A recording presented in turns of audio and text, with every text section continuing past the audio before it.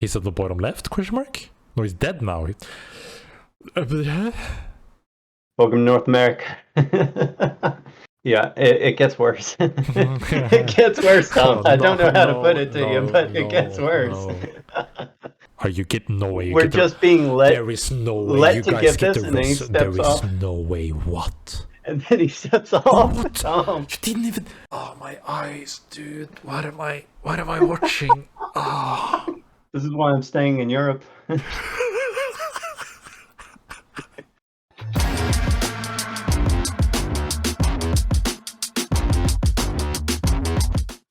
Alright, so we take the main things as like the philosophy around like a good and bad fight when taking it, and also then like how to do the fight, like kind of those two things, if I'm getting it correctly. That sounds good. Yeah, nice. I want to say first though, at least I think generally playing more for fights rather than position is going to help you long term, at least, because I think basing everything on mechanics first and then learning like concepts afterwards, I think is more optimal. Just being really good mechanically as a baseline is probably good to just take fights and learning those stuff. So it's the correct order, I would say, and then you like slowly take it back and forward. I often say that I think it's a lot easier to go from being an aggressive player to play defensively rather than forcing a defensive player to play aggressively. So I think it's like fighting in general is like just all good.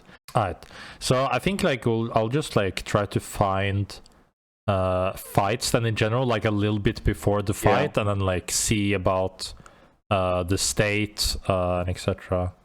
All right, so you have level 5, it's night 1, got like level 6s, some powers, it's night 1 boss. Already first like impression is this is a good thing to look for, because most likely the pink/purple team doesn't have level 5 and you come from academy with powers. So I like the looking for the fight because you are in an objectively strong position. Yep. We get the engage. I'm a little slow on the rotation here, but yeah, trying to just catch up. So your ult is a bit off, like just layering your abilities on air kind of stuff. And then here, I want you to hold back. I don't like that your ghost jumps up alone, because two of your, like your ghost and, I'm saying, your Oath and Felix is playing on the bottom side, and ghost jumping in alone, so I did not like that he did that. You have a bit of a risky move, you do have sand wall, so I don't mind it if you play around your sand wall. So like this is fine so far. Wait, how did your ghost die? Like, wait, what? How did they die? Oh, he died alone up top there. Yeah, exactly. I said like he jumped up alone. It was really bad idea. Just need to play really with the Felix and Oath. Yeah. Alright, this is fine. I have a bit of a bad cartwheel there, but that's okay. Yeah. What was Joel doing? Oh, here I don't like it dashing down. Like it's like a small thing, but you see I think this is two teams. You see the Oath holding the beacon. I'll go a little bit back, just like a very small thing, but by you want to create space, and if you can hold the high ground, then this is like your good space, because you see somebody coming on the bottom side here. Oh, that's a big, I see. So I think if you just either hold this ground so you can like hit from this area, that's good, but the moment you jump down, then you like give the space to the enemy kind of stuff. So you can keep on fighting on the left side, but holding the high ground, so being able to hit this side and this side, I think is the important thing. It's a small thing, but important, because that could have created a space for Oath to feel confident about holding the rest there. So here, I was about to say I want to see you guys go bottom side, because you see a team on top side, so you can play from one side together. Yeah. And here, like before I see anything else, I say you got 2 good kills. You know there's a team above, you know there's a team to left. Now it's like restabilizing. People are gonna get level 5. You don't really have armor, but you got some kills, good position. Go back to the night 1 boss if it's available, and then try to look for armor. I think at this point we have hover wings on this biome boss, which would be great. Yeah. And we have the soul right next to us. So we just completely forgot about the night boss, and we're like, we'll just play for this objective instead. I don't remember what the night one boss were, but like if it was like not a super good exotic, then like I don't mind skipping it, but like yeah, it could have been a good thing. So okay, yeah, here's like positioning. This is the the thing with like the ghost example earlier, where your first reaction, like for example your safety net, you put out your dagger on the wall. But the dagger, I think, should be on like this wall, because this is the safety net. With the team. Yeah, exactly. So like knowing where your safety net is, basically. I think the idea I had was I put my dagger there, and then I push from the left, and I can maybe push the team to the right side over that abyss, and then TP to my dagger, and then play from that side too. So it was like, it's something I can fall back on defensively, but also it's something I can fall back on to keep pushing offensively. Yeah, it's respectable, but I think the crucial thing then, like I know this exactly, because the moment I see they have a kingpin, I'm like, I know how the kingpin will want to play, like if it's a good kingpin. Play around that dagger. Exactly, like he can easily set up the dunk. So since you saw this team earlier, you know they have a KP and you know they have an oath.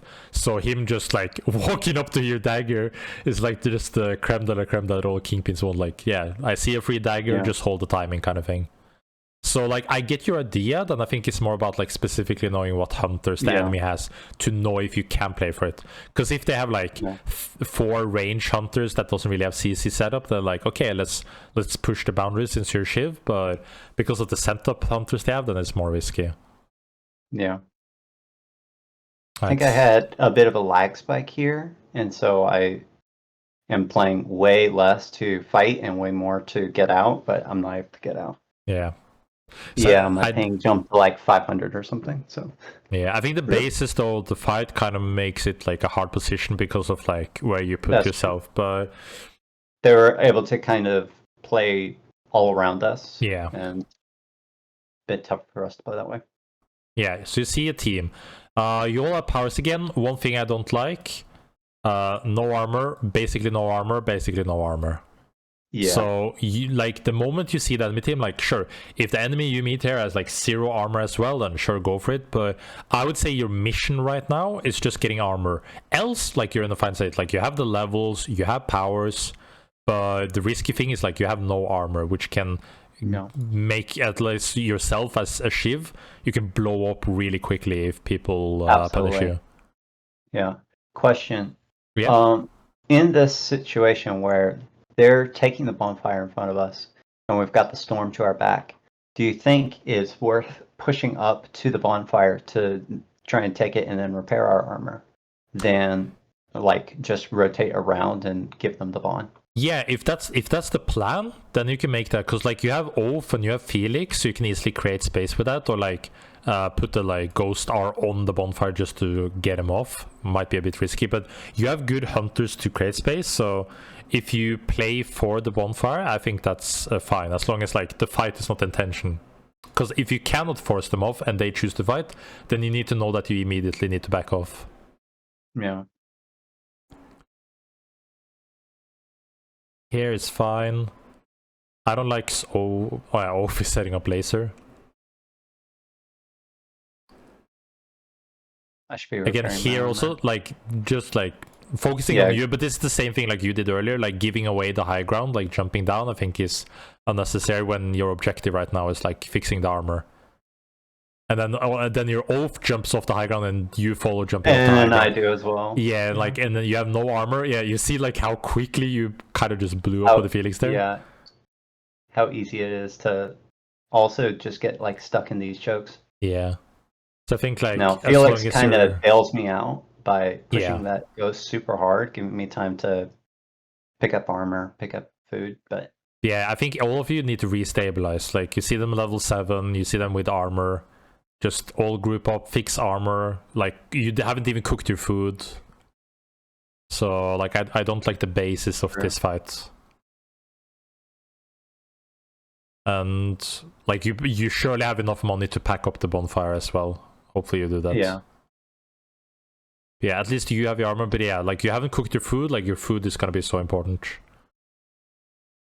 Hopefully you, like, scream to, like, oh, I want to cook my food now. Let's see if you... I think oh, no, I was falling. Yeah, I think I was calling to like keep chasing that team because I felt like we had them in a really bad spot. They had lost their cooldowns and our cooldowns were up. Like I have ultimate right now. Like if we kept pushing, maybe we'd be able to find more kills. But I think Sinoid was like, "No, I'm cooking my food right now." And I'm like, Yeah. "Okay, I'll back off." And I think that's like, I think you should have cooked the food, like everybody, like Felix Yeah. and didn't even fix their armor. Like you have 4k, you could have given him to fix armor. You also could have played Sure. on the forge on the right side. I don't like the position of this bonfire. So Yeah, it was a little awkward. like specifically because like the zone is starting to move in, you have like 1 minute, so you kind of want to just play on the edge until the next like day, and then try to play for bonfire position. Yeah. I don't like early days placing. Yeah. Let's see here. I think we get in a bit of a tough position here. Yeah, because of the bonfire position, you can't really hold edges. So like if you want the safety net of the bonfire, then you need to move into a choke, and then you will be like open to both sides basically of engaging. Yeah. I also could have just taken the one myself, picked up. Hey, cooking food. Okay, at least you have cooked food before next fight, which is good. And there, in fight. Yeah, here it's a little awkward because I don't feel comfortable just walking up. So we kind of just have to let our teammates die. Yeah, you have to. Like I agree, but the ghost is getting caught out where like you shouldn't get caught out, and then you can't really play to fix that mistake in that spot. Yeah. Alright, so now it's like all about the cheese, all about getting back. I respect the laser. Yeah. Alright, your position is fine. You know there's 2 teams above you. 2 teams you don't know where is, so like you have an idea on the green team being below you with bonfire. Actually, you see everybody now, so 3 teams on right. You potentially have an isolated fight on the bottom, but as well you can third party since you see like action on top side there. Yeah. I like turning on the gunner alone. Hudson, I mean. Sorry, Hudson. That was I good. end up messing up my dagger a little bit, but it ends up being okay. But yeah, going for like the correct area. You see fight going on. Now here, what is important is that I think this is a scary fight to take. Like if you do take it. I hope you don't take it. Yeah. And the reason why is because the green team is below you. So if you I think we do end up taking it, but we very quickly shift back to the shop. Yeah, because like if you go in here, then you leave your like all this space for green to come in and then choke you guys in. So this is the thing with like a 4-way standoff. Like in a 3-way, you never want to be the team to start the fight, but like in a 4-way standoff, you want to like look for 2 isolated fights. Because if somebody's fighting, you can't third party because it's the risk of the fourth party. You can choose to like take a fight against green team, but then it's a risk of like red versus green or like light green being finished for early. Yeah, here you see green like stepping up. Okay, I was glad you guys like saw them early, so you back off. You have zone position, so you can play for holding the enemy as well. In this sort of situation, I'm like the reason I'm hovering over like placing the jump pad is because I know I can always just put my dagger behind, jump pad, engage in, and then dagger back as soon as it isn't safe. Get a ton of damage on the enemy because my ultimate cooldown is really low. And so I can play for that, and then maybe I make them burn some cooldowns, which are longer than my ult, and then we can play off those cooldowns. Yeah. That makes sense. I just see green team sometimes seems super troll because I'm just like running in 1v4, but at the same time, there's thought behind it. Yeah. Thoughtful unga bunga. Somebody's gonna come in here, or yeah, you could just like ledge guard. I think this is really good. Like you don't really need to look. Everybody's forced by the circle. You could just ledge guard anybody trying to come. I don't think. Okay, so this is like a small thing. If it loads, like here, when you have the dagger and you jump over, I think you just should hold the bridge here. Like when he jumps back, you already have 2 teammates here. So his only option is trying like somehow to get back to you. And if he jumps to you, then okay, then you're there. So like you can still hold it. So by jumping back, you give him like the slight chance. Yeah, he actually gets out. So like you kind of give him and it's so frustrating. So just holding the space there, since you had the dagger, you're like completely safe. Could have gotten the knock there. Yeah, could have controlled space a bit better. Yeah. And when I was first reviewing this footage, I was like, man, I missed one shot there. If I can hit that shot. But that's another good point, is I could have just like played the area better, played the terrain better, and then it's fine if I miss that shot. I have another. And now like you're in the infamous three-way standoff, so you just never want to be the team to engage on the fight. So you kind of see green team on your left. Now you have like the worst position. So I would just play on this side, like try to go back and like let green be in the middle and look to third party after. I would just give space to red, because like if you hold that space, that means you guys are in the middle. And now since you were too late on the rotation, that means green team engage on you, because they must. Like green team were being pushed by the zone, so since you guys were in the middle or like holding the only possible spot for them to move in, they engage you guys, and then kind of like gives free room for red team. Ooh, can you pull this off? Felix, come help. They don't push me here. It's illegal, but I get away with it. Yeah, actually, like they actually just give it. Alright, so now now what I would say is I would play behind. I like this. Play behind green team and push green into red.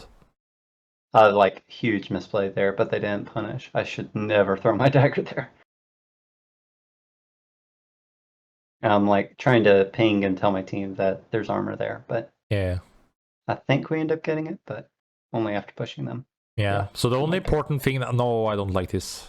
Like wasting an ultimate there for like nothing. Like when you're in a standoff like this, you never want to use major abilities like that, because you want to just try to use your like LMBs or RMBs like to quickly like force team in. And right now, if you guys would have followed green, you could have pushed them harder into red instantaneously with your like pressure basically, and then still have your ultimates after. I don't like playing on this side.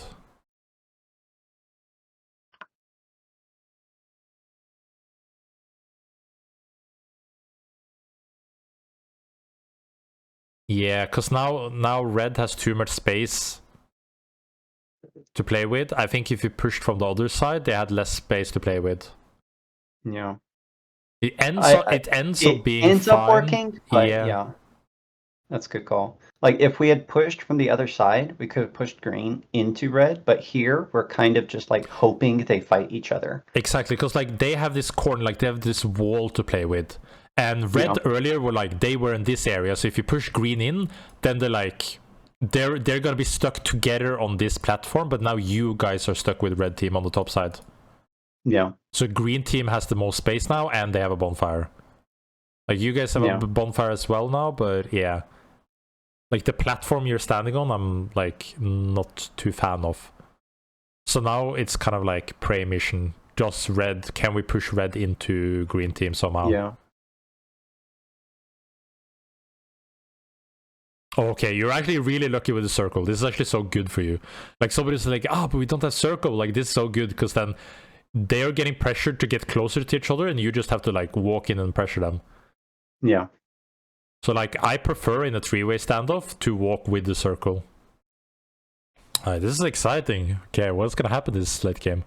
Okay, I have the high ground. I don't want to push that team, because you have the high ground. You just want to hold and then try to push red team off the angle. Yeah, we're just trying to like poke them and de-incentivize them to like push rewind. us. Oh. Sketchy. It was.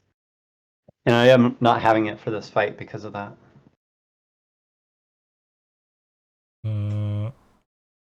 What's the jump pad for? I don't think it does anything. The jump pad, the play was to try and push green team into and this the thing. I don't like pushing green team, because you put yourself on the low ground and you gave high ground to red team on the play with walls there. And then I think red team ends up taking that space too. Yeah, exactly. Like you gave away high ground, now they get to hold both high ground angles if they want. Yeah, I think what happened here, though, was red team was worried about green team looping behind them, and so they kept the high ground instead of pushing us down here. If they had pushed us down here, then we just rotated. Yeah, green team actually ended up engaging. But because they pushed us and used ultimates on us, and then green team pushed from behind them, we had the advantage. Yeah. And we're up to third party. I think you guys played this bad, but then green team played it worse, so they gave it to you. Yeah. It's a little bit laggy. It's a little dicey. Yeah. Okay, so just barely heal up. How much HP do I have? 13?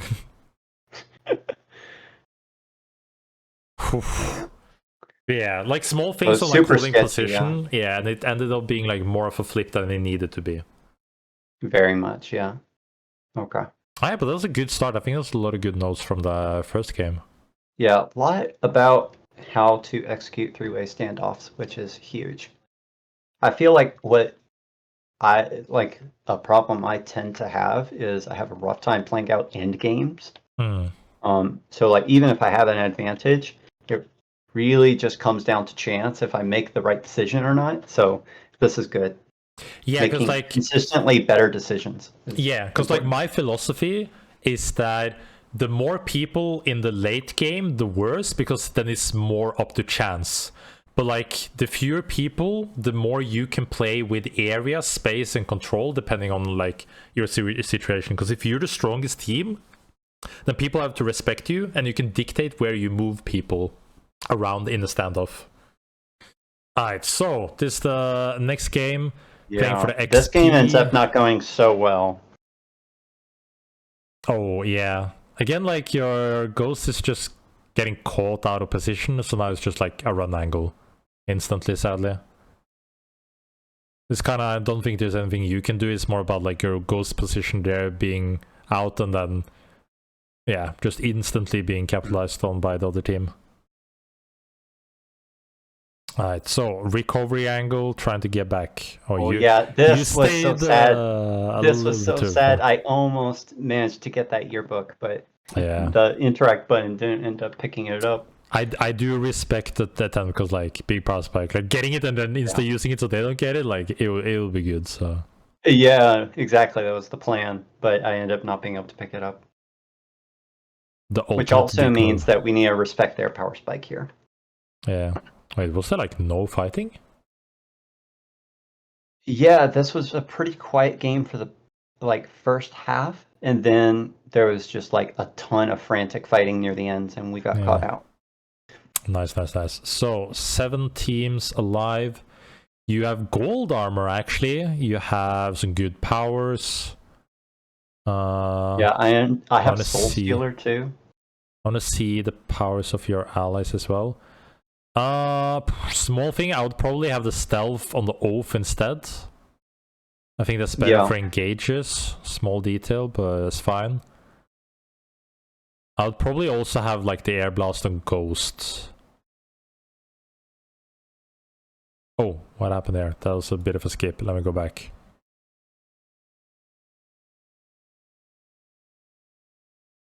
Is it lagging again now? God damn it. It's lagging a bit. Oh, no. Okay, just needed a second. Yeah. Alright, so you see them on the left side. I would want to hold the upper side edge there. I think I back up to my team a little bit too soon. I could have been holding by our bonfire. Yeah. But I think I was also afraid because they had Felix Oath of just getting engaged on. But yeah, I do like that you're alone up there. Yeah, your oath is like at least going in first, so like that's the good thing. And then you can just play like secondary or follow-up, so that was a good thing, like overall. That worked out. But yeah, making sure that like Oath and Felix is creating space for you, and then you playing for like secondary engage or catching out the targets that uses their shift abilities like afterwards, I think is the best thing. Yeah. Yeah, I was really focusing on trying to play around my team, especially since normally I'm shot caller, but we had Sinoid subbing in, and he's a good shot caller, so we had him shot calling. So I was trying my best to just follow the calls and play together. Here, this I don't like.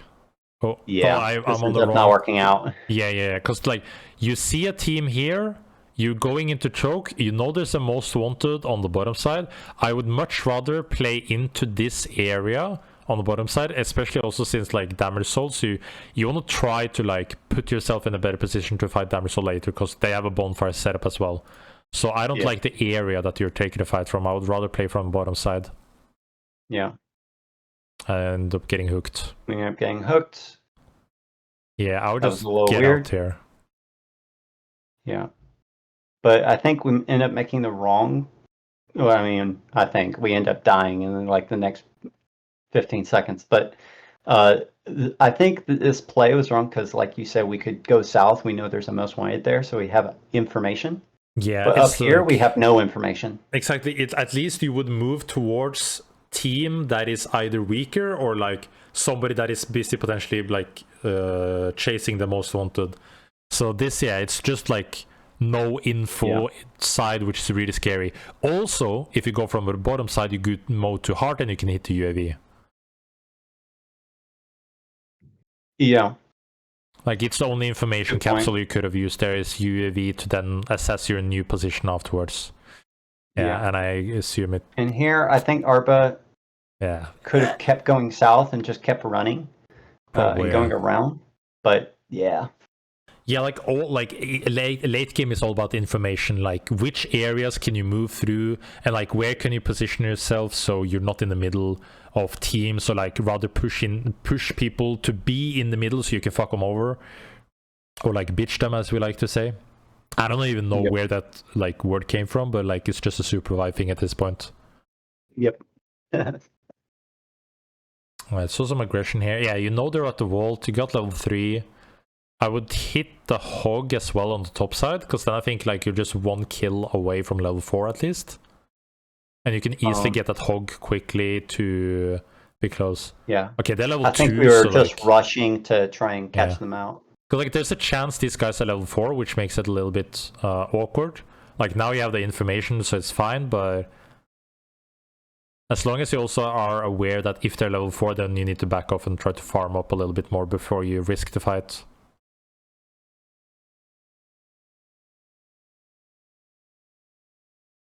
Right. I don't like you face checking so much here when you have Felix on the team. Like I would, like there, like Eluna getting the setup or Felix engaging and then you look in secondary, I think is really good. Like here, like since they got a setup, you instantly follow up. Then you see like, especially like how you want it as Shiv. So that was really good. The early parts were a little bit sketchy. If they can easily punish you a little bit more. Yeah.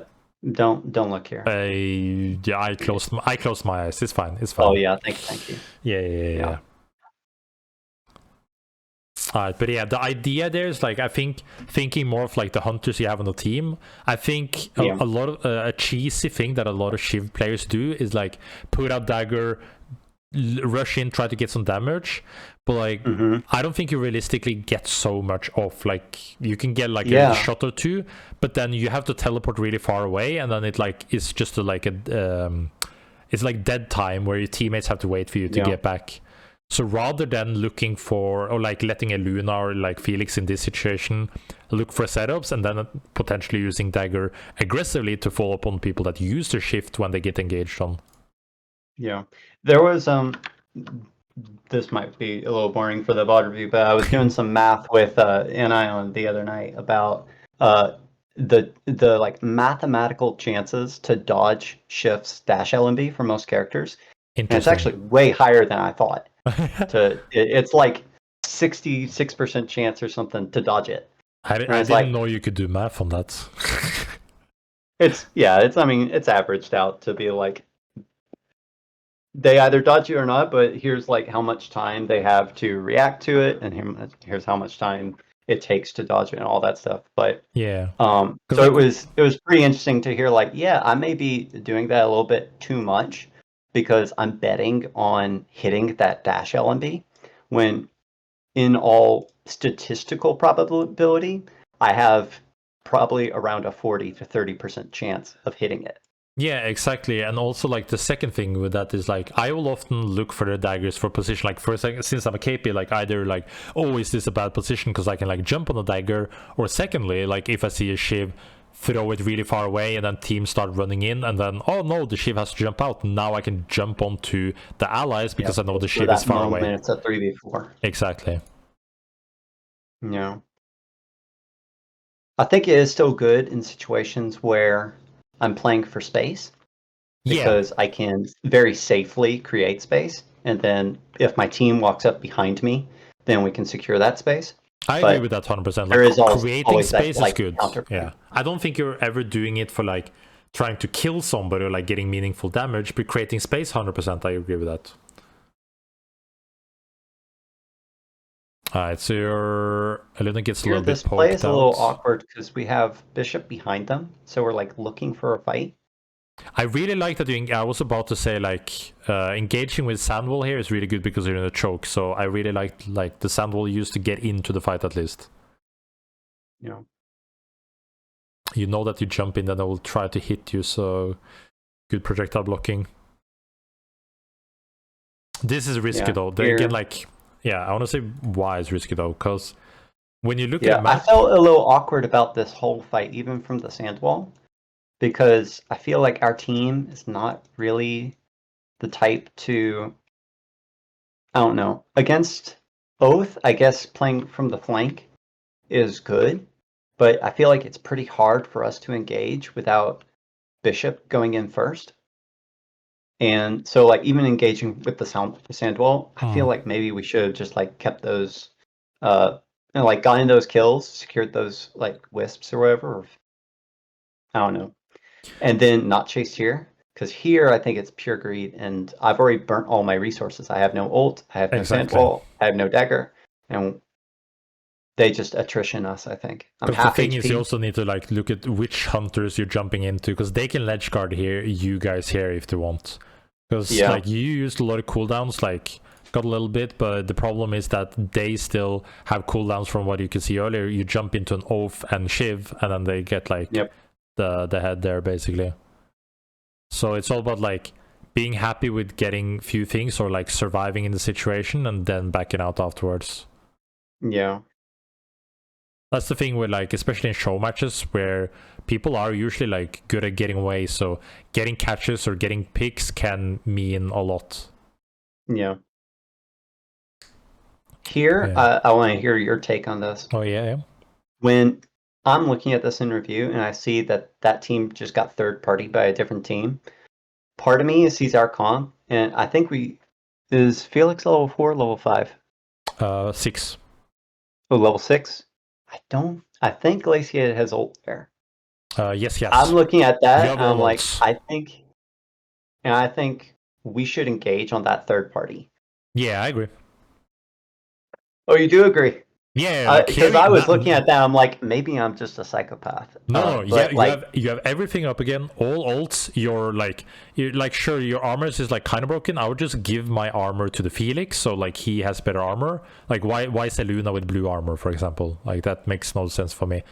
And then give the air blast to Bishop or something.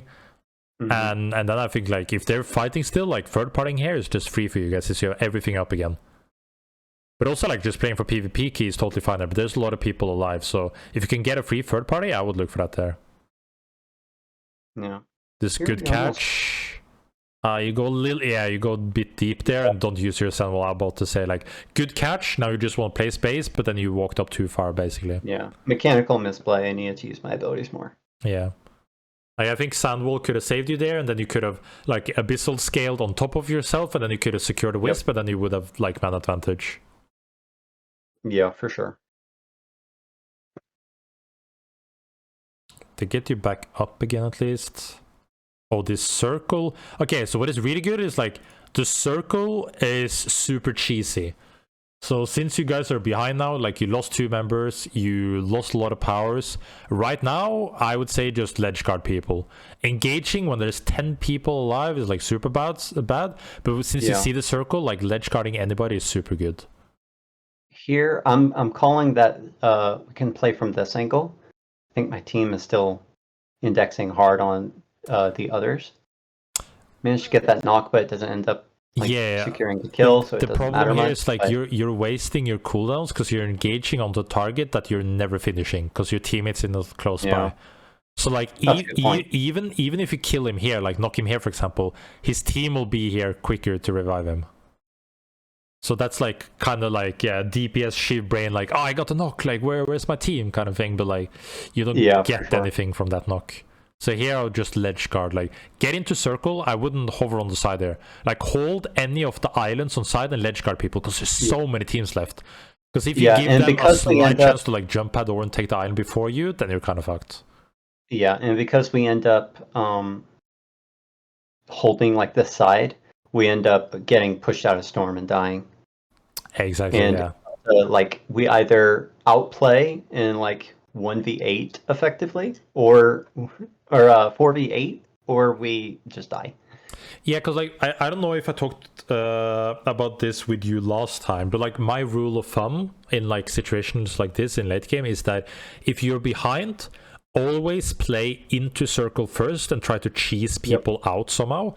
But if you're strong, play with circle and push people. And right now you're not in a strong position, so people can push you, but you can cheese them if you're inside circle, basically. Yeah, I think there was a point where I was like trying to find a way behind this team, up on that island, or like right up north of me here, and like trying to play around like this.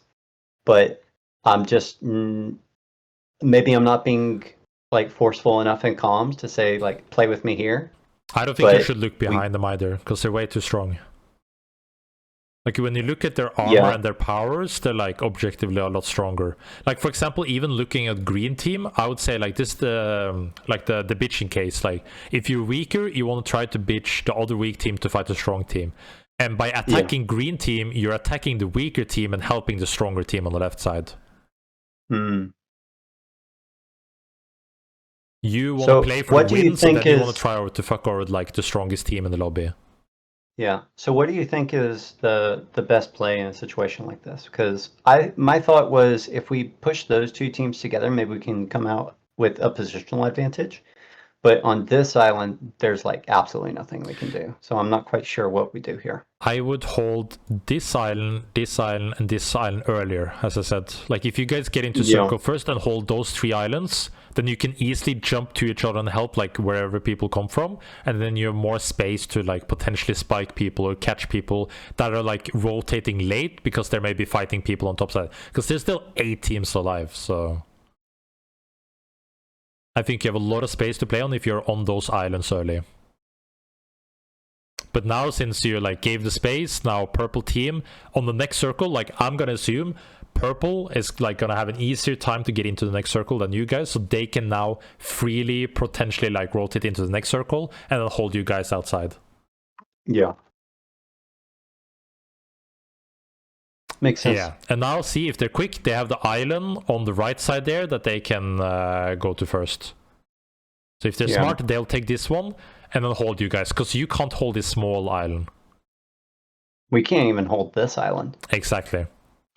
But like if I'm purple, what I think ends up happening is we try and rotate from the other side of this rock towards that most wanted to try and like get around them somehow, but then they just move to that island slightly further in, and we are like completely choked out. And then we just like I make a mechanical misplay and like rotate all the way to shop and die. But like even in the 4v4, like we're pushing oath. Yeah, because like even if I'm purple team right now here, I would rather just be on the shop rather than holding this, because now purple team can get fucked over by somebody being on shop before them. And it turns out there's a completely different team on shop. Exactly. So like if I'm purple, I don't even want to be on that island. I would give you guys the space to then be on boat to fuck over other teams, because now they're risking being bitched out by another team. Yeah, that's a good point too. It's like some would say like, oh, it's troll, you're giving them space for free, but then it's like you're not really giving space because you're on dead space since you're outside circle. So it's like like here green team is like early on the boat, and then they can now also hold purple afterwards, because purple has no space to play on. Yeah, and the mechanical mistake here is I should have thrown my dagger behind me. Yeah. Because realistically, I'm not playing for shop because I want to take it 1v4. I'm playing to scout to see if it's an option. Because like say let's also like fix the situation, and then like best case scenario, as we said, like you want to be on that spot earlier that they have now, and like or like on the boat and then try to bitch them. Yeah. Okay, but how can you salvage this? I think the only way you salvage this is that if you're alive and you guys are together on this island, the only thing you can do is then hard jump into these guys. Try not to use any ultimate. Like you have like the air blast, you have oath, and you have sand wall. Yeah. But like if you jump, yeah, actually you have 2 sandwalls. Like you jump that island, but don't use a single ultimate. Like you jump, be super scary, like as scary as possible. Use all your powers, and then if you're lucky, they will jump off, meet the team here, and then you'll still have your ultimates to third party people fighting on boat. Yeah, that's like the only way I can see you saving your position. Yeah, probably. But yeah, some decent notes there as well. This one, we do have a similar misplay in the middle of the game after a lot of fighting, where we get kind of bitched out of circle by train tracks, and we end up like kind of scattering and dying. However, all I'll say is Bishop with Hoverwings is very balanced. So we end up winning the game. So end up coming back. Let's see, you have 2 gold armor, air blast, nuke. Yeah, you guys are like a really good position. Like we're formed up, we're strong. Yeah. I have power user active. Oh, last guy. Oh, is this an air blast into the heart moment? Surely, right? Oh, yeah. Honestly, I would just nuke the box. Just nuke the box now, because like either he chooses to die to it or he walks off it and you stall time. Good point. Oh, I respect it. Like he could potentially walk into it afterwards to take a little bit of damage, but I would say you guys can probably like kill him quickly as well. Okay, here it comes. Hey! And it's nighttime. Kill him. And then I'm going for this. I'm missing my shot though. Yeah, like you like here you gotta think about like the, you know, as we talked about with the Void who came onto your boat like in game 1. This is like the similar thing where you don't care if he goes down. Like you don't want to jump to him, you want to jump his exit. Yeah, he could have dunked me here too. Yeah, exactly. Like here, if you just dash upwards, you hold his exit, you're close to like killing him, and you give him space. Like if he goes back, then he has to jump into your teammates. Yeah, for sure. That's something I definitely need to work on more, is thinking about how I'm fighting 1v1s from the other side of the matchup. Which I think is a little tough right now because I've like mainly just played Shiv my whole time playing the game. So no, you're bonfire. No. No. Nuking is this when I nuked the bonfire? Yeah, I should have placed it a little bit better, but I'm like, oh, they're diving us, and I was just rushing through. Yeah. Rest in peace, bonfire. You end up like really split right here. Okay, you're actually fine again. Nice, like restabilizing. A little bit of like an awkward setup, but and you can nuke your own bonfire, so you don't have that. You got rewind. That's huge. I would instantly just run it for the exotic drop here, because like you guys are strong, and then play for exotic drop and then look for a forge potentially. Yeah, that's a good call. What I think we're thinking about here is that we had that team right to our left, and so we're trying to bitch them out somehow while we have like a zone advantage.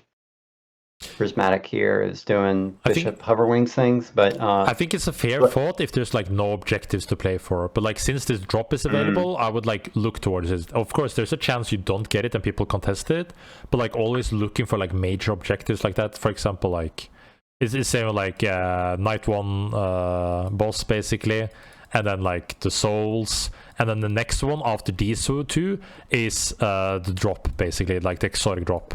And then lastly, it's like the mega boss. So those are like the only objectives you want to look for like in late game.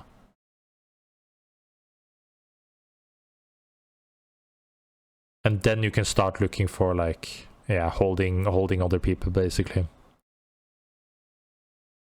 Because like here, the map is too big to realistically like hold people, if you get what I mean. Yeah. Because there's so much space to move on, so... Yeah. Like the zone grenade there, like does nothing. Because like the circle is moving in so slow. Like, and the damage on the circle is also like really small. I would just fly through it. It's day 3, so it's going to be a night 2 storm, which is, I think, 10 damage per tick. Exactly. So like I would so want to have that zone grenade for later. Yeah, good point. But yeah, you see these guys, these look weak. You're doing the dagger thing again, where you're just jumping in, trying to get some damage. Now your team engage and you're like man down. Yep. Like it ends up being like fine. I'll kill the Felix and then don't chase. Be happy with that. This is fine. Now don't chase. Because now you're running into the left side team. If you go too far, you can run into another team. Yeah, we end up backing off. Yeah, okay, I like that. Alright, so good start. Get catches. Be happy with the catches. That's a good call with the dagger thing, though. I'm saying that this is like a really bad habit I have of using that.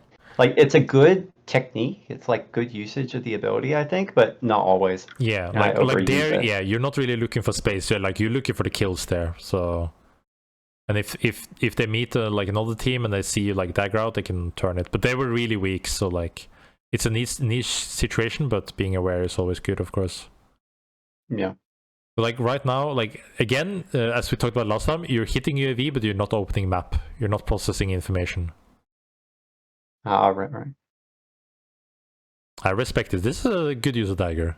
I like that. Could have gotten one more off, but yeah. I think I ended up doing it. Do I not? But I have dagger again. Why am I done?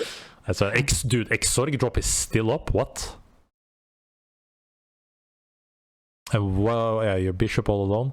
Like, why is nobody playing for this exotic drop? Maybe this is why we end up getting into a bad position here, is because we're just like blowing all of our tempo, chasing around teams, instead of getting a better position. Like, you have PvP key you can play for, you have exotic you can play for, like, you have major objectives that can make you a lot stronger for late game. And now, like, now you were looking for it, but then somebody came over. Like, that exotic drop were up for way too long.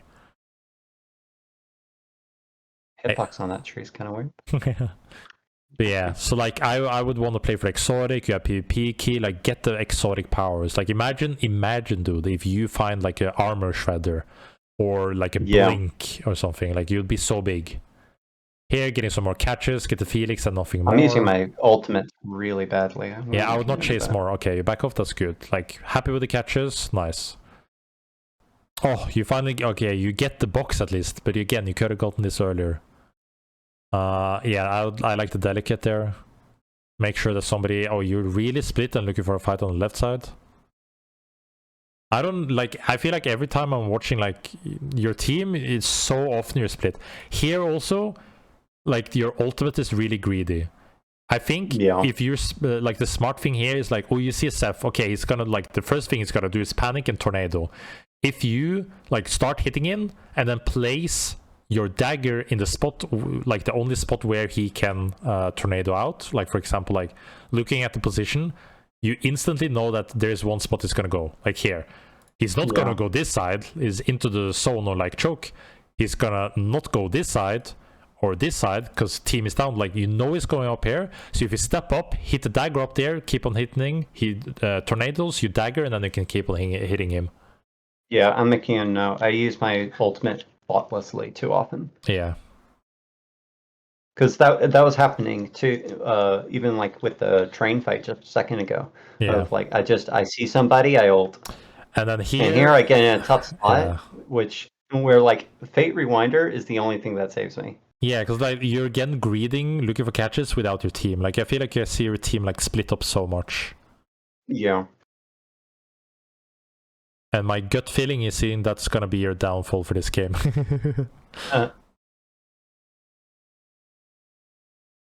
Yeah, actually, kind of. Also, I don't know why we don't pick up the power I'll give randomizer. Yeah, I would give the invis to Bishop, honestly, instead. Bishop has double hover wings.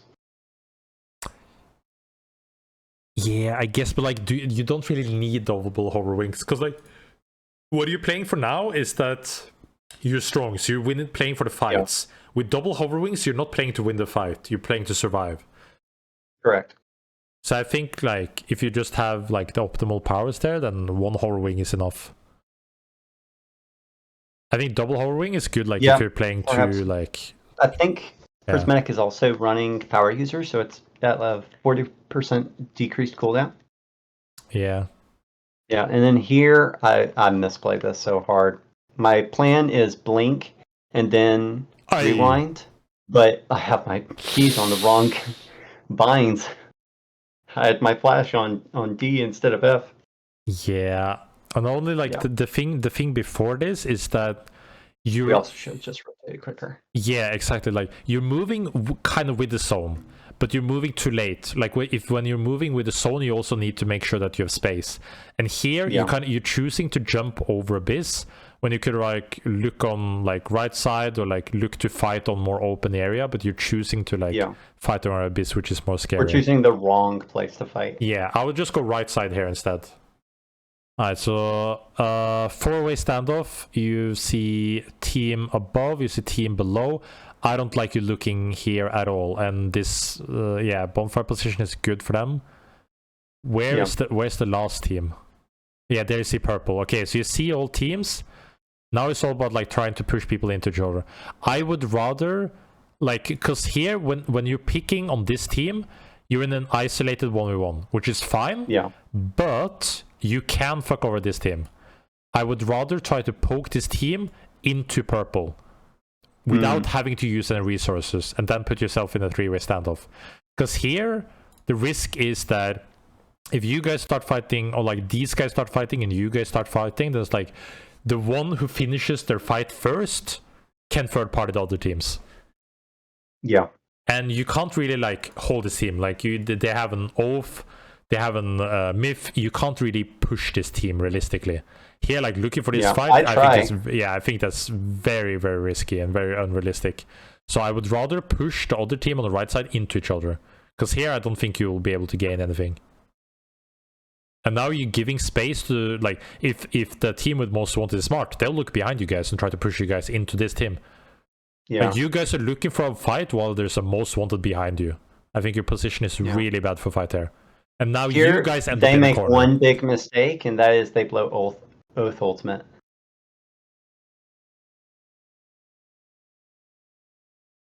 Like your armor is broken. Like you're now kind of pushed in the middle. So now if the most wanted team is smart, they can try to push you guys into purple. You gave them too much space.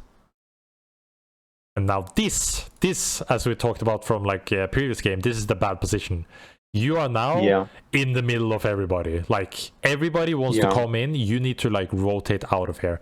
I would say that, I think looking back on this, the one thing that saves us is the zone is coming our way. So and I ended up getting a big engage here. But when I was looking on the cast, the spectator perspective, what happened at the exact same time is that the other two teams have an isolated 1v1. So that's why Team Tim here doesn't end up pushing us. But if the zone had gone any other way, we would be like kind of fucked. But that's also the thing. Like then you're getting bailed out because the other teams are not being smart and fighting each other. I think if all teams are like say equally smart in quotation mark, nobody will fight, because the moment they see this zone, they'll know, oh, we can just walk with a circle and push the other teams into each other. So if they're smart, then they will push you guys in the middle, because you are like objectively looking at your powers and armors, you're the strongest team in the lobby. So the best interest of those teams is trying to fuck over you guys. Yeah. If I'm purple team and I'm playing for the win, I'm ignoring the most wanted team, and I would rather push them into you guys.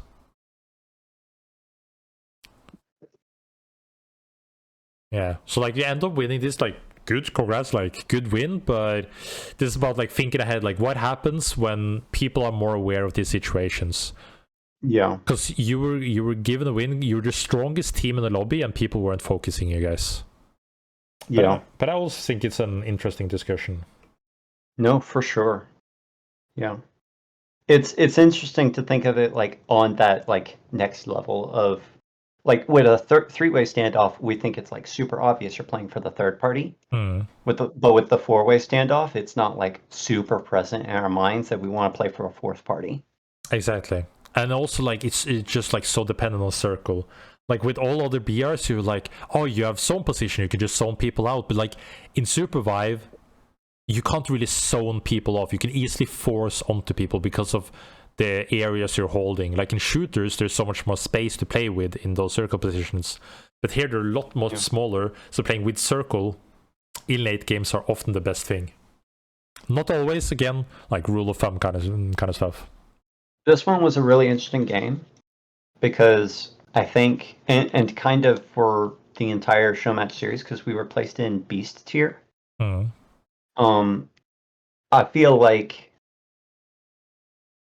for me at least, but I feel like probably for my teammates as well, we just had the confidence that we could hands diff any team we came across.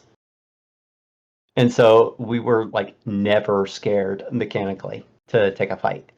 Yeah, so I think that's a good thing. That made us maybe a little bit more reckless with our positioning. So it's cool to look at it here. Yeah, because like, oh, that makes also a lot more sense, I guess, for the late games. I didn't think about like you guys being in a beast tier tournament, but yeah, because I think maybe a little overconfident with mechanics. It kind of goes back, you know.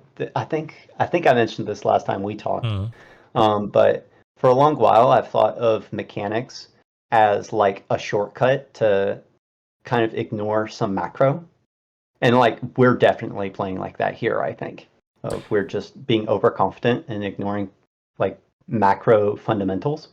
But I think you when can. I'm playing on like kaiju tier games, like macro is like forefront of my mind.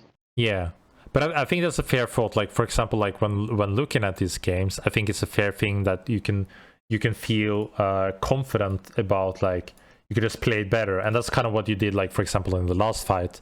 But again, like because you are better, you can play that style, but also being aware that, you know, what if these teams are more aware of certain things, then you can get fucked over. So you can play with the confidence, but playing from the confidence in the best position kind of thing. Yeah, it's. I think we also talked about this last time. It's funny to see like the similar issues being raised, but in different contexts. Of what was it, like calculated aggression? Yeah. Of needing to, like, we can play aggressively and just hand stiff them, sure. But if we can hand stiff them, then we could also just play by the book, force them into bad positions, and then hand stiff them with an advantage. Yes. And then the variance is way lower. That as well. Yeah, my bad.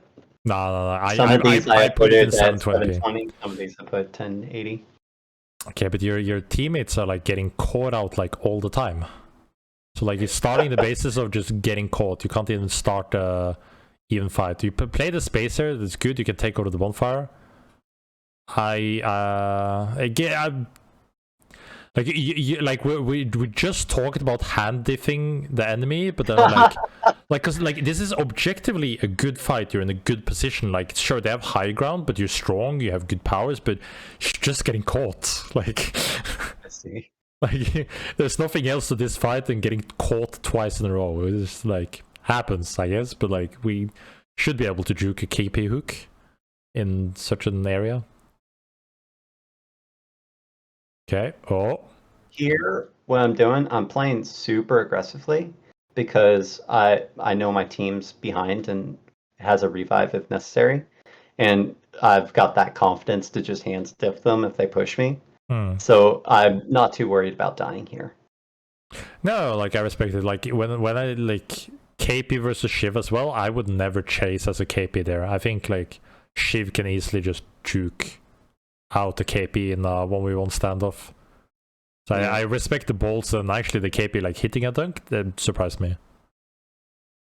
Yeah, I definitely need to work on my Shiv v KP matchup. I'm not very good at dodging the slam, but I think if I can dodge the slam, the matchup is just hard winning for Shiv. Yeah.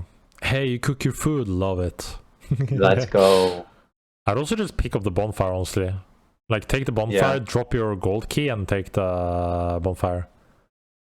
Yeah. I was also thinking back to this, like, what do you think about, because my team is going towards catacombs, I think now, but Yeah. I think I could have called for them to come to Enshrine and take the bonfire, and then I go back to push that team with food and full armor and ultimate.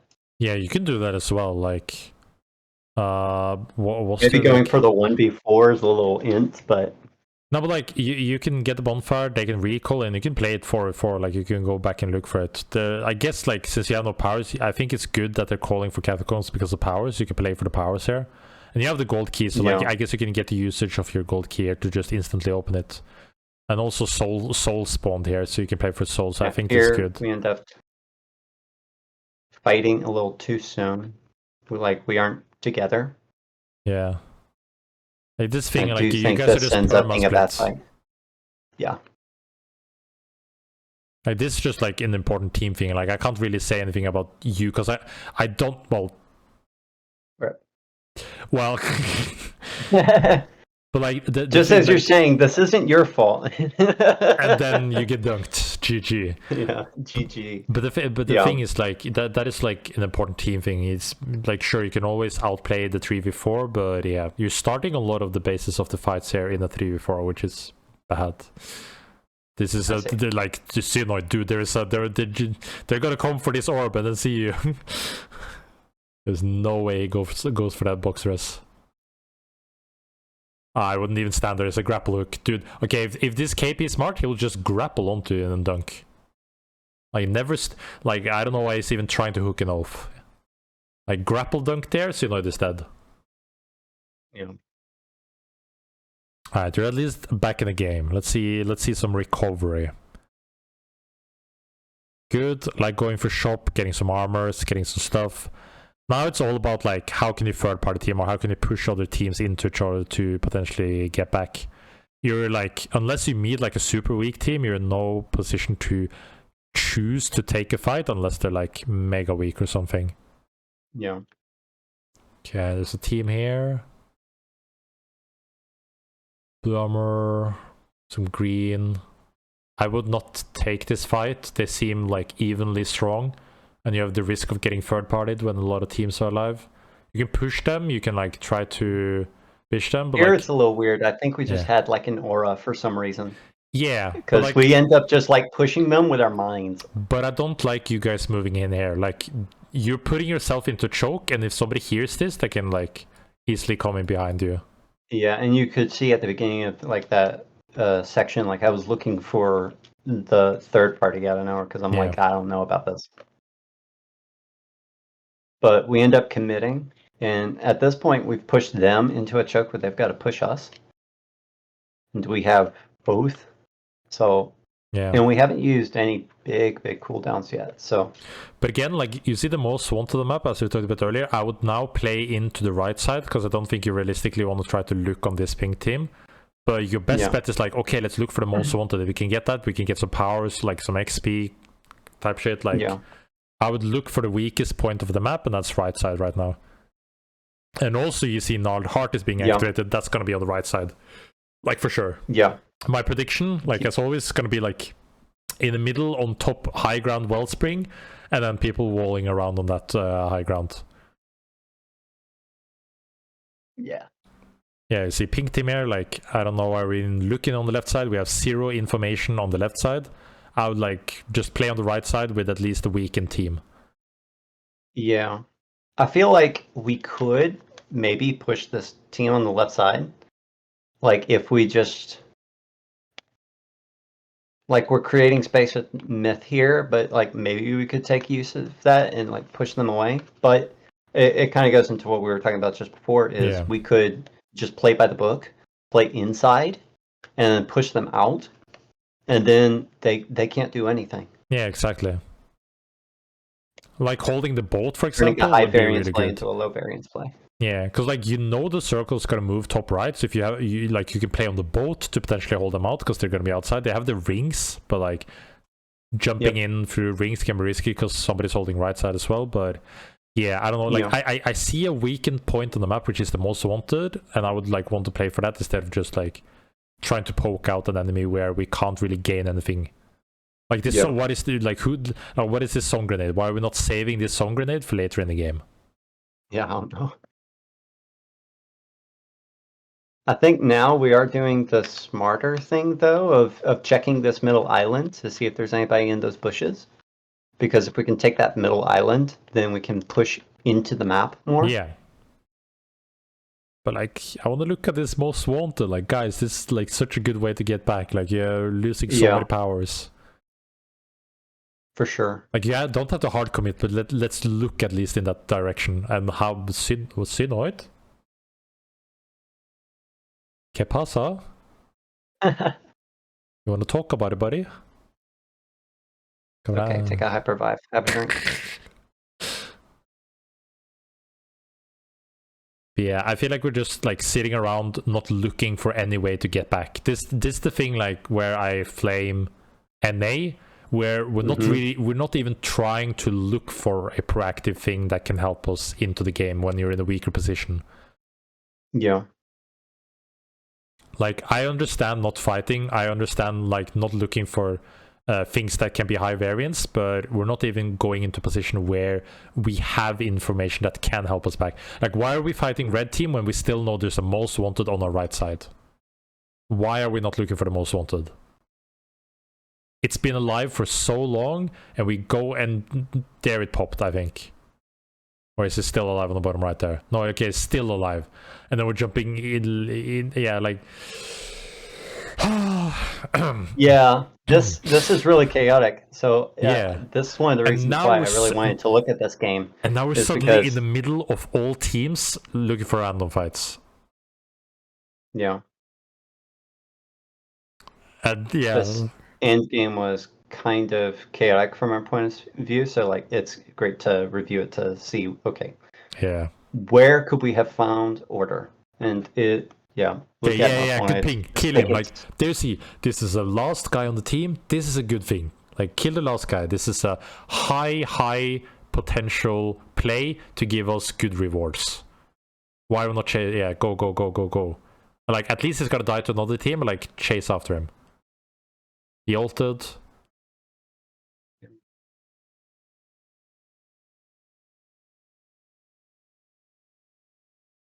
And now pick up the most wanted. Play for the most wanted.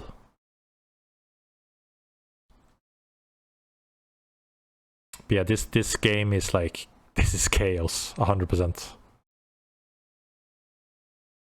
Alright, we're getting to the most wanted. Now I would go back to the left side. You can see there's three teams in the middle. You play on the left side, go on the high ground, and then play in with circle. Because like there is no abyss you can really hold right now. So now it's more about like playing around the control you have. Yeah. Okay, they actually end up like fighting really hard on the side there, so you can look for some catches. Yeah. Here, I think we definitely should have been looking on the left more. Yeah. Because there was literally a wisp on the ground. If ARPA stomped to that wisp, then we get the most wanted off. But you guys didn't knock that, no? You just chew off like 15 seconds. I don't think you guys knocked him. Did we not knock? I thought I knocked them. Maybe I missed them. Okay, but you guys are back up again. Now it's like, okay, we have the gnarled heart. We can just hold this position, but we're jumping into low ground and giving high ground to another team.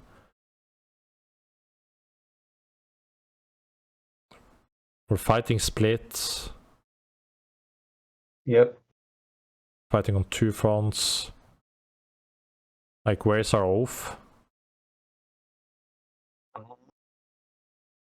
Like, I see him alive, but where is he? There. How did he get there? I saw him on the right side for a second. How did he get into the left side? I couldn't even see him on the cast when I was watching. I'm like, where?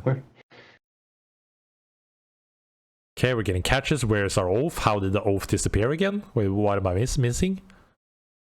He's at the bottom left, question mark? No, he's dead now.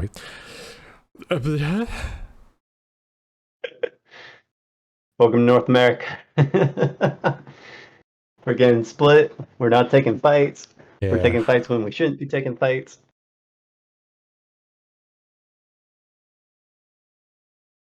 Yeah, this is for sure the most disastrous game we have watched together now. Oh my god.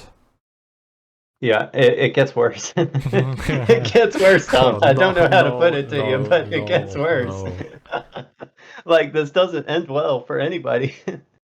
Like, are you getting no way? We're just being let. There is no way you guys get the rest. There is no way. What? And then he steps off. What? Tom. You didn't even. He steps off with 99%. Oh, my eyes, dude. What am I watching? Oh. No. Oh. What? This is why I'm staying in Europe. No. This is why I'm doing this review. I'm reviewing this game, and I'm like, what? I don't even know where to start. I'm like, for sure, I misplayed here a lot, and I could have been making way better calls, and that's why I'm talking with you. Like, I need to understand what I could have done better, but it's hard to get on the same page sometimes too. Oh my god. I can just imagine, like, the face cam is just like hands on your head, just like, what is going on? Okay. Alright. To recap, let's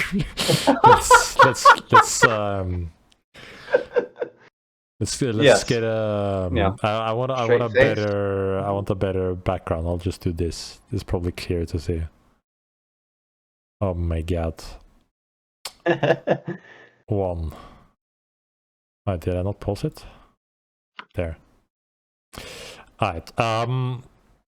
One of the main things we talked about, I think, is high versus low ground.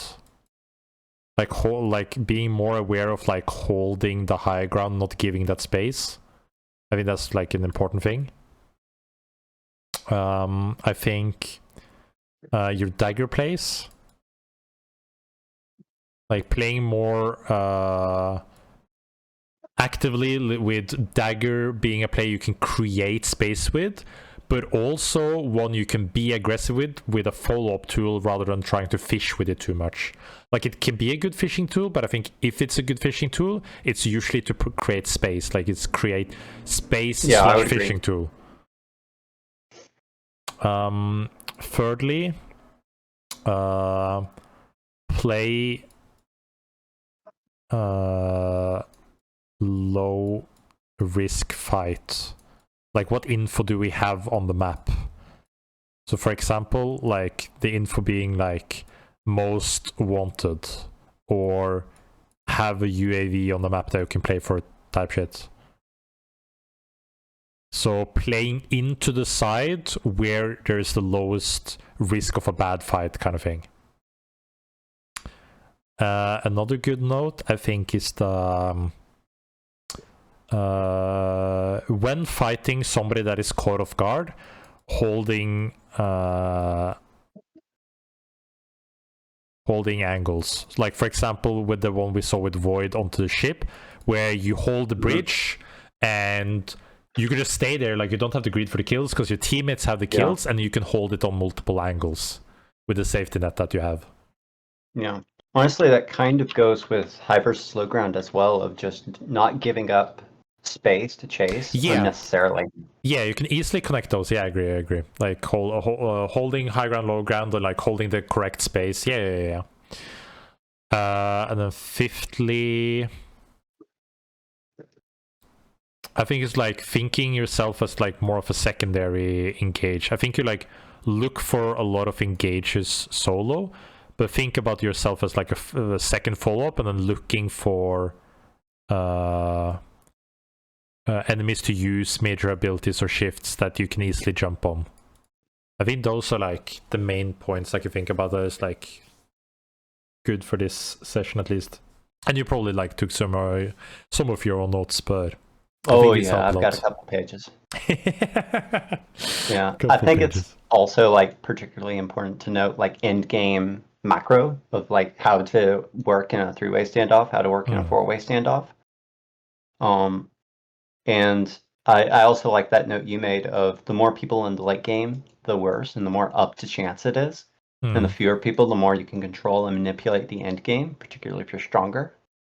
So understanding that, even if I'm weaker, understanding that what that means for the game and how it's going to impact me is important. Yeah, and especially with the thing is like, I'm not saying to mindlessly fight, and I think that's like how a lot of people look at EU, which is fair, but I think the EU thing is that it looks like a lot of mindless fighting because there's too much of a big gap between the top teams and the bottom teams. And then on the the opposite side is that NA looks super slow because they don't take fights at all. So I think the perfect way of playing, saw today. Yeah, and the perfect way of playing is probably like a middle ground between current EU and current NA, where you're playing a lot more smarter, like playing to survive with NA, but people are like not looking to make their not looking to make their game in a better spot, like making sure that we can play in a position to beat somebody else, or playing onto the sides where there are weaker teams, where if you want to play to win, you need to take some fights to make yourself stronger, and if you're afraid of taking fights, then you're leaving the whole game to chance. Something like I'm picking up from this is, it feels to me, looking at it, like it's almost less about fighting versus not fighting. It's so much more about how teams in each region are using their tempo. Because in EU, like if you have tempo, you're going to use that tempo to hunt teams down and to try and snowball your advantage. But in a lot of these games, what you're seeing my team, even when we're strong, do with our tempo is we're just kind of like walking around. Yeah. Or we're just holding an angle needlessly, when we could be using that tempo and that advantage to get a good position and then force teams to fight us. Yeah. Not by like hard engaging or like chasing them around mindlessly, but just putting us in a good position where they are forced to either give us resources or die. Yeah. Or that's not the right way to put it. No, give us resources or fight us. Yeah. I'm still not sure like about like the term tempo in Supervive. Like I use it a lot. Like I come from League and I use it a lot there. Yeah. I'm not sure if like it actually means the same thing, and if you can actually like use it in the same scenario. But like I think it's an interesting word that you can, I guess, look more into how you play Supervive. But I understand what you mean, at least. Yeah, that is a good point. I'm not 100% on League terminology. Back when I played mostly casually. But like in card games, tempo is all about having like a card advantage and being able to play faster than your opponent. So when I look at Supervive and when I'm really strong, or when we have when we've won a lot of fights, that's telling me that I have a lot of resources that I could spend to gain an advantage. And that's kind of how I think of tempo. Yeah, okay, so because when I think about tempo, like from League of Legends, you often think about League macro like at a high level of chess, where like tempo moves back and forward often with how base timers is and the advantage of time moving onto the map. But the thing with Battle Royale, like especially with Supervive, is that the game is a lot more fluid. So a team with like weaker stats, like coming from shop, quote unquote, can still be faster into an area of control but with worse stuff, and then vice versa. A team can be really strong with powers and stats but be late into the circle. Like how you use tempo, I'm not sure like works the same way, but it's the same idea. But again, I'm still very new. Like I have a lot to learn about Battle Royale aspects in general, but I think there's a lot of like clear things that is making sense so far in like the MOBA Battle Royale space, which I think can develop a lot. That makes sense. But yeah, I really liked the session. I think this was like really, really good overall. Do you like have any other questions? Anything like you're wondering about in general, or? Oh yeah, there was a list you made earlier. I wasn't quite able to note all of it down of like all Oh. the objectives. That it was like night bosses, Oh yeah, souls. yeah, You like got it. that. So like yeah, so like from night one on, like the objectives you kind of like look and play for. There's night boss, and then after the night boss, like later that same night, the souls will spawn. And after that, the exotic drop will be the next thing that appears on the map. And then after the exotic drop, it'll be like the mega boss. I don't know, like it probably has a better name. I don't remember. Like Oh yeah, but like the Bubbas or yeah, the Orb of Life or what? yeah, the mega boss is like that's the order of things spawning on the map, like at the later stages from like mid to late game. I talk about like mid to late game of night one and outwards, basically. Yeah, that makes sense. Yeah. Oh, couple things about like mechanics. Yeah. Because I feel like that's something that's another weakness of mine is I'm not very consistent with mechanics.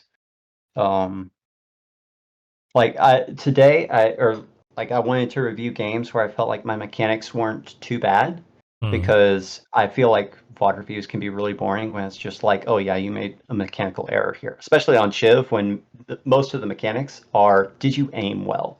It's like, oh yeah, you missed a shot here, just got to aim better next time. But like, what do you do, or what do you recommend to people to be more consistent?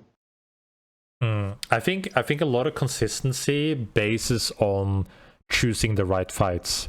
I think people look inconsistent because they take fights that are high risk. Like for example, what I talked about with you is that with Shiv, I think with certain comps, like when you play with like Felix and Oath, you need to look more as a secondary gauge, and then you start looking bad when you are the frontliner trying to look for people first, because then you're in a position where you're not really shining as a Shiv, and then you can easily get more abused.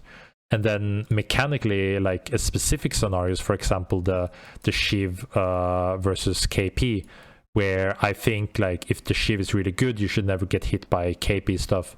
So making sure that you time your dashes to his dash dunks or hooks, and then I think realistically a KP can never win that matchup.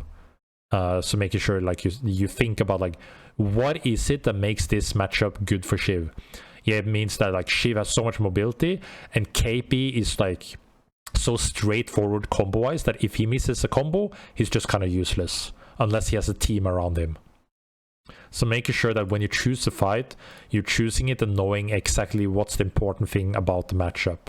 Like if you're playing against a Myth, you know that they have an RMB. If the RMB is down and you can get onto Myth, then it's really hard for a Myth to really do anything against you. Like she can put Rain of Arrows like on top of herself and try to move into it, but if the RMB is down, you realistically do more damage if you can just, hit your LMBs. So Yeah. I think it's a lot about like choosing your matchup and knowing how to play them. Like for example, when I play KP, and if I ever like meet a team that has a melee hunter, I will always play to match that melee hunter because I'm super confident I can win all melee matchups or neutralize all melee matchups, and put myself in a position where I will make this hunter miserable and not able to play the game, so it creates space for my team to win. Yeah, that is another good point of like thinking about how I'm matching in a team fight, because like so often I'll match up or like I'll be standing in places where I'm matching somebody that I have a losing matchup, but where it's like a neutral matchup where I'm being neutralized. Like Felix, I think in most of the time is really good at neutralizing Shiv. Yeah, because I think so too. Shiv has to kite, which means she has to give up position to play against Felix. She can win the matchup if she gives up that space and the Felix just like keeps pushing her because she can kite. But if Felix backs off and just accepts that space that they've taken, it's hard for Shiv to take it back. Yeah. And if Shiv doesn't give up that space, she will just get bursted. Agreed.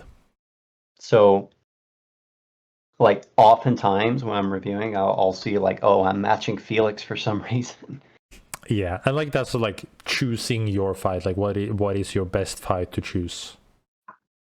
I think that's most of my questions. I guess if I had anything else, it would be like, do you like recommend anything to like help people just straight up improve their mechanics? Because I can maybe hand stiff okay in like the beast tier, but in the kaiju tier I start struggling. I just play a lot of arena. I think arena is really good for just practicing mechanics and playing matchups. Just much fighting to choose your matchup, like test the boundaries, like do whatever, and in wacky settings. So like arena, just getting the mechanical practice in. I played like a lot of arena back in the playtest days when you also had the split as well. So I think that helped me a lot. I absolutely agree. I love arena for that reason. I mean, like when I can't play Supervive. In the meanwhile. Nah, I think I'm good now. Awesome, man. I appreciate the session at least. I appreciate all the questions as huge. Well. I've got tons of notes. And again, if there's like anything else that like pops up, shoot me a DM. We can set up more sessions later. I enjoy the talks. Yeah. I was thinking about reviewing more of the EU games, but I felt like my EU play was just like plagued by like having a bad mental this time around, so I'm working on that a lot. Mental is important as well. I can talk another hour and two about like mental capacity and practicing mental and how it impacts games. So yeah, maybe we can talk about that next time. Hell yeah! Then we have the theme for the next episode. Here we go. Well, thank you so much, Tom. This has been amazing. Yeah, thank you so much, man, for taking the time, and then I'll catch you around. Catch you around. Take care, man. See you. You too. Bye. Alright, and that was it for today's coaching session. If you guys enjoy this, make sure to like and subscribe, and I'll hope to see you guys on the Sky Realms and in the next video. Peace out.